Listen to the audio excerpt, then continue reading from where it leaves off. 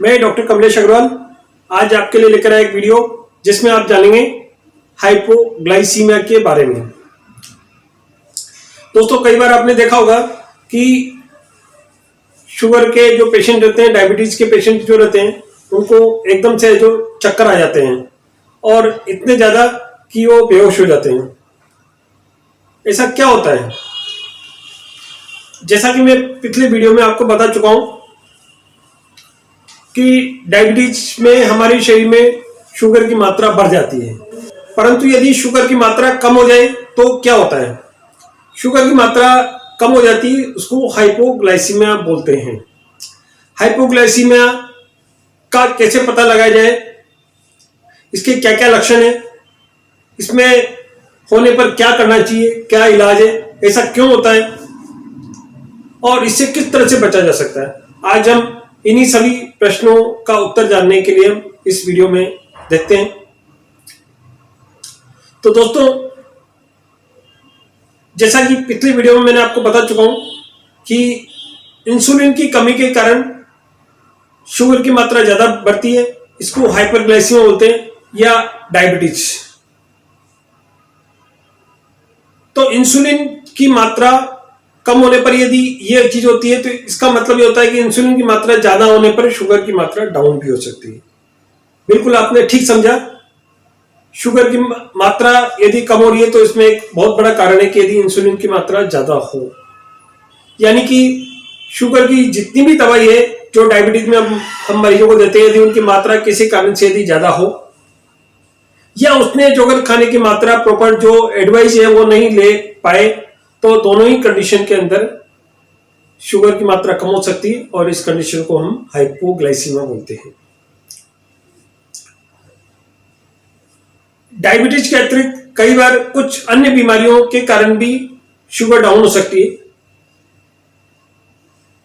जैसे कि लीवर की बीमारियां, गुर्दे की बीमारी और कई बार कुछ आंतों की बीमारियां या कई बार कुछ ट्यूमर भी इस तरह के रहते हैं जिनके कारण शुगर की मात्रा कम होती है और वो पेशेंट हाइपोग्लाइसीमिया से सफर होते हैं। तो ये हमने देखा क्या क्या किस किस कारण से हाइपोग्लाइसीमिया हो सकता है। हाइपोग्लाइसीमिया में जो सबसे इंपॉर्टेंट चीज है वो है कि व्यक्ति को जैसे ही शुगर डाउन होती है तो हमारे दिमाग में यदि शुगर की मात्रा कम होती है तो उसके कारण ब्रेन को ग्लूकोज मिलना बहुत जरूरी है। ब्रेन को यदि शुगर नहीं मिलती है तो ब्रेन कम काम करना शुरू कर देता है, यानी कि अपने को चक्कर आना बहुत बहुत महत्वपूर्ण लक्षण है। किसी काम में मन नहीं लगना, घबराहट होना और बेहोशी से आना, ये सारे हाइपोग्लाइसीमिया के सिम्टम हैं। इसके अतिरिक्त जब शुगर की मात्रा और ज्यादा कम हो जाती है तो व्यक्ति बेहोश हो सकता है, उसके अंदर पसीने आ सकते हैं, जो कि स्पेशली बोलते हैं ठंडे पसीने जिसको बोलते हैं, वो आना शुरू हो जाते हैं। उसको हाथ पैर शिथिल पड़ जाते हैं, हाथ पैरों में जान नहीं रहती है, धड़कन की मात्रा बढ़ जाती है, हार्ट के अंदर ऐसा लगता है मशीन चल रही है। तो ये सारे सिम्टम जो है हाइपोग्लाइसीमिया के हैं। तो यदि ऐसे मरीज जिनको कि पहले ऑलरेडी जो शुगर का ट्रीटमेंट चल रहा है और यदि इस तरह के सिम्टम हो तो संभावना है कि उसको हाइपोग्लाइसीमिया की प्रॉब्लम है, और यदि ऐसा है तो उसको तुरंत डॉक्टर से कंसल्ट करना चाहिए। लेकिन शुगर एक ऐसी बीमारी जिसमें कि टाइमली ट्रीटमेंट मिलना बहुत जरूरी है। यदि समय पर यदि ग्लूकोज नहीं मिला, हाइपोग्लाइसीमिया है, शुगर बहुत कम है और ब्रेन को यदि ग्लूकोज नहीं मिलता है तो ब्रेन की सेल डैमेज हो सकती है। अतः ऐसे मरीज को हमको तुरंत शुगर देनी चाहिए, मीठा देना चाहिए।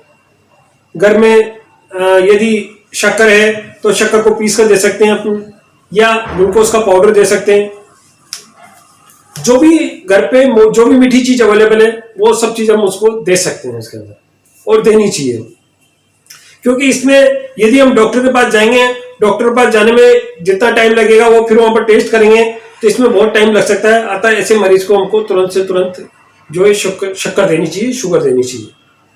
यदि घर में साधन अवेलेबल है शुगर टेस्ट करने का ग्लूकोमीटर यदि घर पे है तो बहुत अच्छी बात है। पहले आप शुगर टेस्ट कर लें।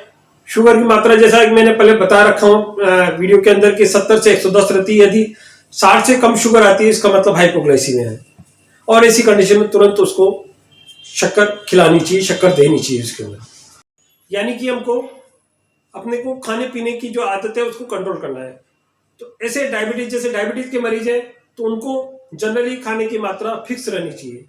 यदि रोजाना 2 रोटी खाते हैं सुबह तो 2 रोटी खानी चाहिए, रोजाना 3 रोटी खाते हैं तो 3 रोटी खानी चाहिए। उसकी मात्रा में बहुत ज्यादा अंतर नहीं होना चाहिए। इसमें एक्सचेंज डाइट हो सकती है कि जैसे हमको 1 रोटी अपन खा रहे हैं और कभी हमने पराठे की इच्छा हो रही, पराठा खाया तो उसको आधे पराठे से एक्सचेंज कर सकते हैं उसके अंदर। कुल मिलाकर जो कैलोरी की मात्रा है लगभग वो फिक्स रहनी चाहिए इसके अंदर। तो और टाइम में भी कोई चेंजेस नहीं आना चाहिए। ऐसा नहीं है कि अपने एक दिन सुबह 11 बजे खाना खा रहे हैं और दूसरे दिन हम 3 बजे खाना खा रहे हैं, तो फिर 3 बजे तक हमको हाइपोग्लाइसीमिया होने लग जाएगा और शुगर की मात्रा कम होने का खतरा था।